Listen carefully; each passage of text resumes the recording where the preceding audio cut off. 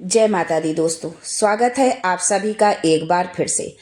माँ भगवती आप और आपके परिवार पर अपनी कृपा दृष्टि सदा सर्वदा बनाए रखे। दोस्तों, यदि आप अपने जीवन में सुख समृद्धि चाहते हैं, धन वैभव चाहते हैं, अपने जीवन के हर क्षेत्र में सफलता पाना चाहते हैं, नौकरी में प्रमोशन चाहते हैं, व्यापार में तरक्की चाहते हैं, अपने बच्चों का भविष्य उज्जवल बनाना चाहते हैं, तो आप बिल्कुल सही चैनल पर आए हैं। यदि आप पहली बार हमारे इस चैनल पर आए हैं तो चैनल को सब्सक्राइब करके बेल आइकन जरूर दबाइएगा। दोस्तों, हिंदू पंचांग के तीसरे महीने को ज्येष्ठ माह कहा जाता है। इस दौरान बहुत ज्यादा गर्मी पड़ती है। ऐसे में ज्येष्ठ माह में जल दान और व्रत करना बहुत फलदायी माना जाता है। वहीं शास्त्रों में ज्येष्ठ माह को लेकर कुछ नियम भी बताए गए हैं जिनका व्यक्ति को ध्यान रखना चाहिए। ऐसा करने से आप धनवान बन सकते हैं और निरोगी भी रह सकते हैं। तो आइए जानते हैं ज्येष्ठ माह के उन नियमों के बारे में जो आपको धनवान बनाएगी, आपको निरोगी रखेगी, आपके जीवन में हर क्षेत्र में आपको सफलता दिलाएगी। लेकिन आगे बढ़ने से पहले आपसे रिक्वेस्ट करती हूँ कि वीडियो को लाइक करिएगा, दोस्तों को शेयर कर दीजिएगा, और अगर आपने अभी तक चैनल को सब्सक्राइब नहीं किया है तो चैनल को सब्सक्राइब करके बेल आइकन जरूर दबाइएगा। दोस्तों, ज्येष्ठ का महीना वैशाख के बाद शुरू होता है। ऐसे में हिंदू कैलेंडर के अनुसार ये माह 13 मई के दिन से शुरू हो चुका है। इसे हिंदू पंचांग का तीसरा महीना भी कहा जाता है, जिसके दौरान भीषण गर्मी देखने को मिलती है। ऐसे में ज्येष्ठ माह में व्रत करना और जल दान करना बहुत फलदायी माना जाता है। साथ ही इस दौरान जल की पूजा भी की जाती है और इससे जुड़े दो त्योहार गंगा दशहरा व निर्जला एकादशी भी इसी माह में आते हैं। वहीं शास्त्रों में ज्येष्ठ माह को लेकर कुछ ऐसे नियम भी बताए गए हैं जिसका हर व्यक्ति को ख्याल रखना चाहिए। अगर आप इस महीने के नियमों को ध्यान में रखते हैं तो इससे घर में सुख समृद्धि आती है, धन वैभव आता है, माता लक्ष्मी का आगमन बना रहता है और माता लक्ष्मी चिर स्थायी होकर आपके घर में निवास करती हैं। धन लाभ के योग भी बनने शुरू हो जाते हैं। तो आइए जानते हैं उन नियमों के बारे में विस्तार से।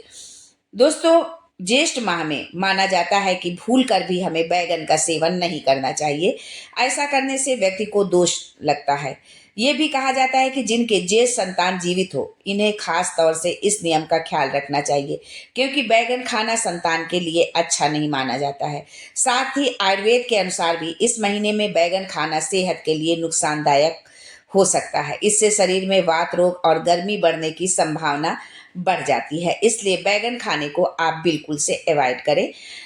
दोस्तों, ज्येष्ठ के में कुछ चीजों का दान करना भी विशेष रूप से फलदायी होता है। धार्मिक ग्रंथों के अनुसार इस महीने में तिल का दान जरूर करना चाहिए। ऐसा करने से भगवान विष्णु प्रसन्न होते हैं और जातक पर उनकी कृपा बनी रहती है। साथ ही इससे विष्णु जी आपकी मनोकामनाएं भी पूरी करते हैं और अकाल मृत्यु की बाधा भी दूर होती है।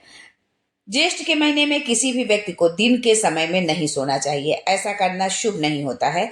इस पर घाक की एक कहावत भी है कि ज्येष्ठ माह जो दिन में सोए ओकर जर आषाढ़ में रोए। यानी इस महीने में जो व्यक्ति दिन में सोता है उसे हमेशा कोई ना कोई रोग होता रहता है। ज्येष्ठ माह में धूप में चलने की भी मनाही होती है। इससे व्यक्ति की सेहत पर बुरा असर पड़ता है। इसलिए यदि आप घर से बाहर आपको निकलना है, यदि आपका काम है, तो आप उस काम को तो नहीं रोक सकते हैं, बाहर निकलना ही होगा, लेकिन धूप से जरूर बचे। आप छतरी लगाएं, आप जो है मुंह ढक करके चले, स्टोल ले ले, मुंह बांध करके चले, इसलिए धूप से जरूर आप बचे जो है। दोस्तों, ज्येष्ठ माह में बजरंग बली की पूजा बहुत महत्वपूर्ण मानी जाती है, जिससे कि हमारे जीवन के संपूर्ण कष्ट दूर होते हैं। मान्यता है कि इस महीने में श्री राम भगवान की हनुमान जी से मिले थे। ऐसे में यह माह बजरंग बली को बेहद प्रिय है। यही कारण है कि ज्येष्ठ माह में बड़ा मंगल भी मनाया जाता है।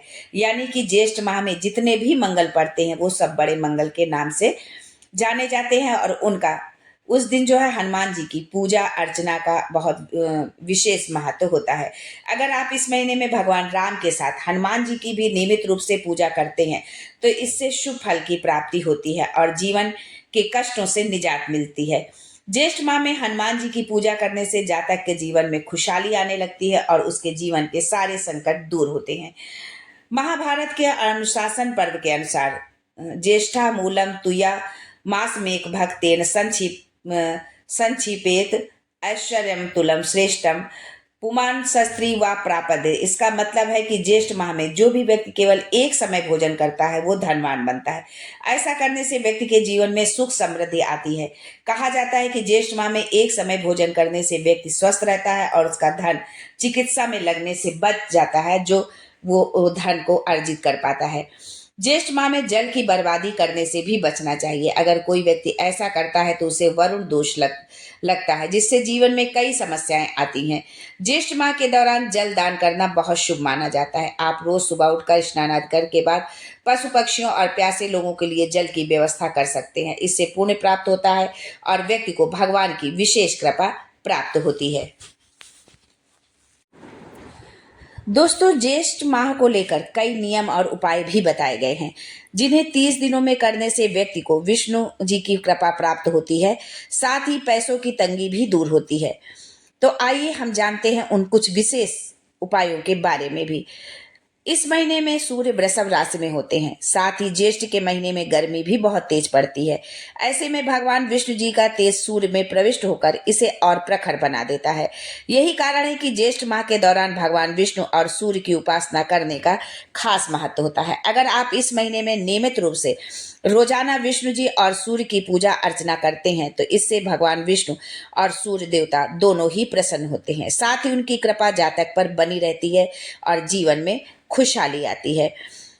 ज्येष्ठ माह में जल और शरबत का दान जरूर करना चाहिए। इस महीने में गर्मी तेज पड़ती है। ऐसे में अगर आप जरूरतमंद और प्यासे लोगों को जल और शरबत पिलाते हैं तो बेहद शुभ फल की प्राप्ति होती है। साथ ही इस सेवा से सूर्य देवता भी प्रसन्न होते हैं और उनका विशेष आशीर्वाद भी जातक को प्राप्त होता है। माना जाता है कि ज्येष्ठ माह में जल और शरबत का दान करने से पुण्य की प्राप्ति होती है और व्यक्ति को जीवन की समस्याओं से भी निजात मिल सकती है। इस माह के दौरान पीपल की पूजा करने और चने का दान करने का भी विशेष महत्व होता है। वहीं अगर आप ज्येष्ठ अमावस्या के दिन पीपल और वट की पूजा करते हैं तो ये विशेष रूप से फलदायी माना जाता है। साथ ही ज्येष्ठ अमावस्या पर चने का दान करना भी लाभकारी होता है। इस उपाय को करने से व्यक्ति को शनि के प्रकोप से छुटकारा मिलता है और जीवन के दुख दूर होने लगते हैं। अगर आपके जरूरी कार्यों में बार बार कोई रुकावट आ जाती है तो इस उपाय को जरूर अपनाएं। इससे बिगड़े काम बनने शुरू हो जाते हैं और जीवन में सफलता भी हासिल होती है।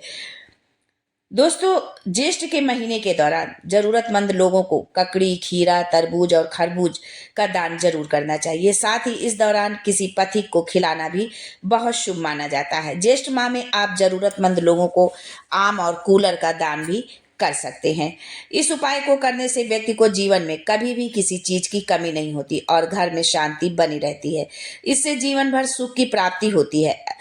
ज्येष्ठ माह में इन चीजों का दान करने से व्यक्ति को मृत्यु के बाद यम मार्ग में मिलने वाले कष्टों से भी निजात मिल जाती है और वहां मिलने वाले दंड से भी मनुष्य बच सकता है। इस महीने में पशु पक्षियों को जल पिलाना भी विशेष रूप से फलदायी माना जाता है। ऐसी मान्यता है कि ज्येष्ठ माह में जलाशय या कुंड बनाकर पशु पक्षियों के लिए जल की व्यवस्था करनी चाहिए। ऐसा करने से भगवान विष्णु प्रसन्न होते हैं और जातक के जीवन में खुशहाली आने लगती है। अगर आप इस उपाय को ज्येष्ठ माह के दौरान करते हैं तो इससे घर में सुख, समृद्धि और शांति बनी रहती है। साथ ही व्यक्ति के जीवन से नकारात्मकता दूर होने लगती है और इसकी जगह सकारात्मक ऊर्जा का संचार होता है। जीव जंतुओं के लिए पानी की व्यवस्था करने से पुण्य की प्राप्ति होती है।